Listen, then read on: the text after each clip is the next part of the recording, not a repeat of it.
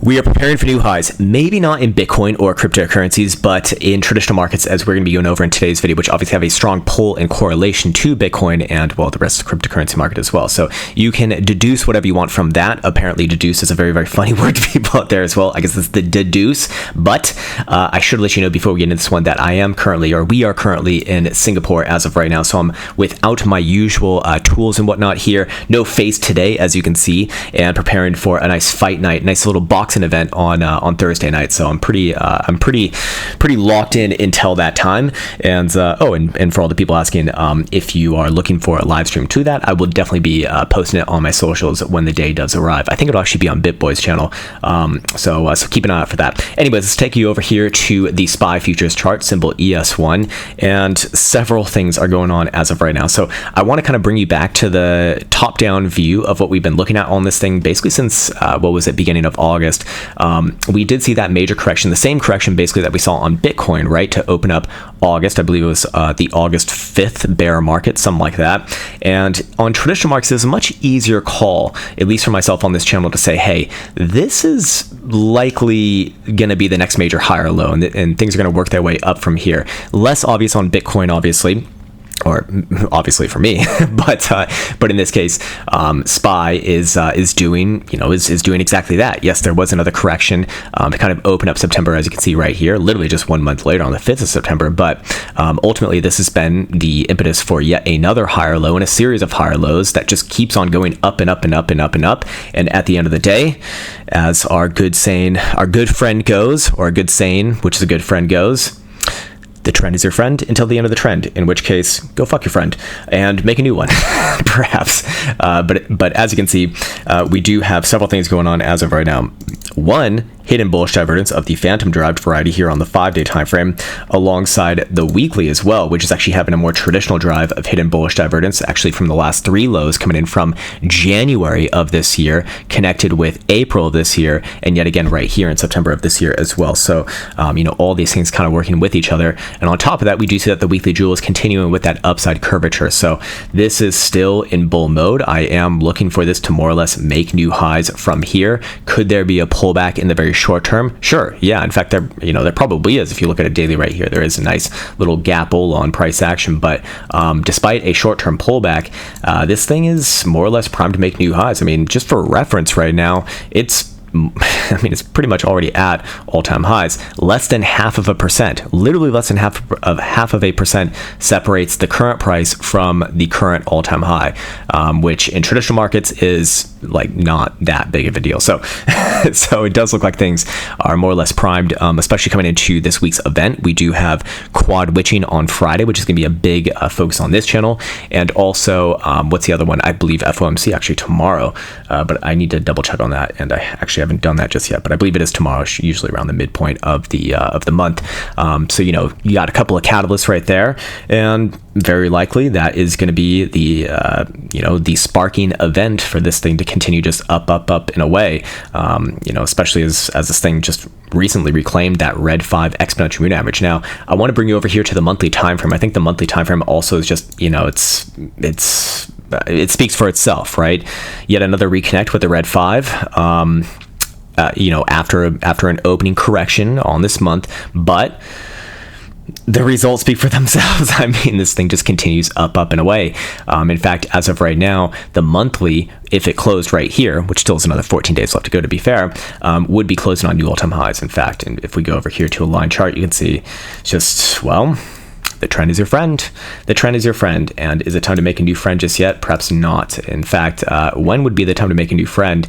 I suppose in this case, the most obvious area would be below the August correction lows. Until that happens, higher term time frame, especially the monthly, weekly, these sort of things, point upwards. I guess, if you are here on a weekly, you could call a reversal below September lows. In fact, that would probably be more appropriate.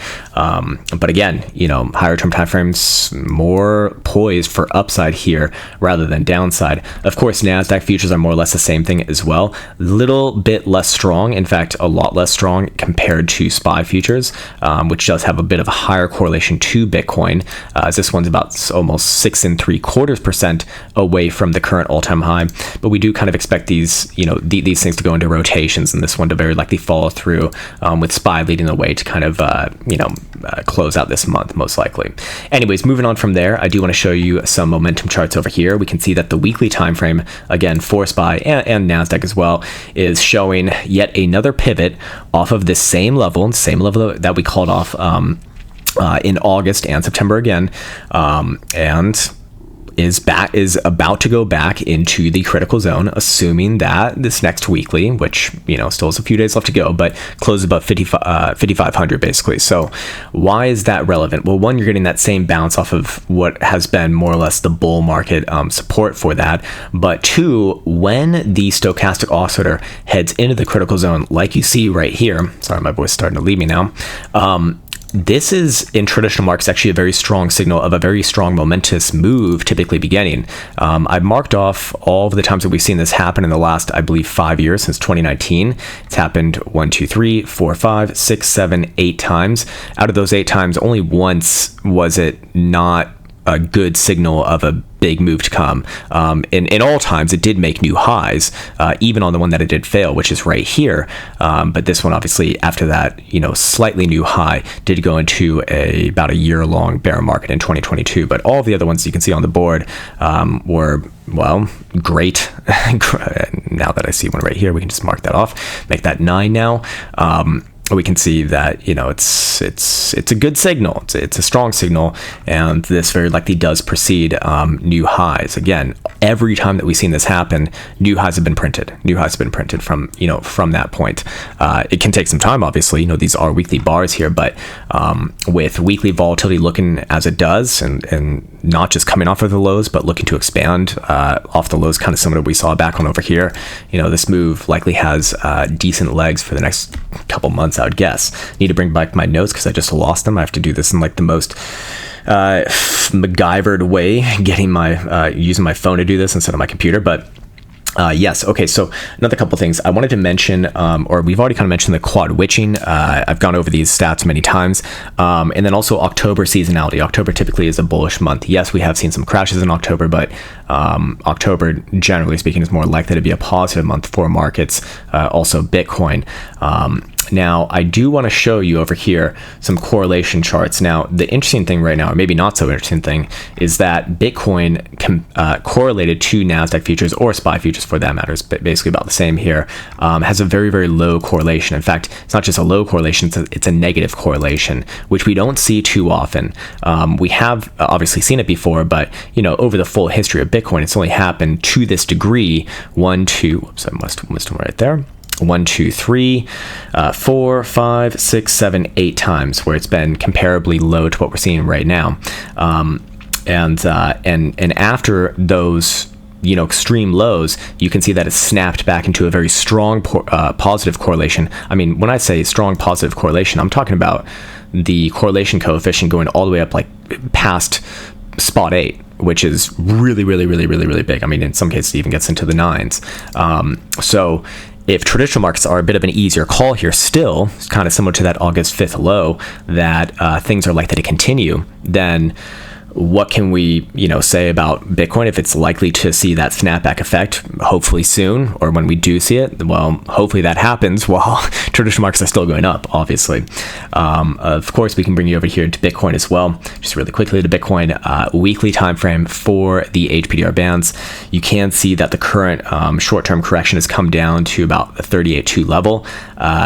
We would expect this to hold if Bitcoin is going to indeed hold, meaning that we do not want to see any sort of if you're bullish, you do not want to see any closures really below about 57,500. That's where kind of problems start to occur, and you can expect a retest of the September lows basically after that. Until then, coming to the end of this week, it's going to be a very interesting time, I'll say. The major area to beat again would be about 57,500. Just kind of keep the bullish hopes alive. But have to call a spade here, and Bitcoin is still in a downtrend. And with the way that Monday opened up, I mean, this potentially is your next lower high right here. Upon confirmation, how would you confirm a lower high? Well, closing a daily basically below, what would this be, about 57,400. This is on CME, by the way. There is about a $200 premium over spot price action. The same area for spot would be about 50, actually pretty much the same area. So fair enough.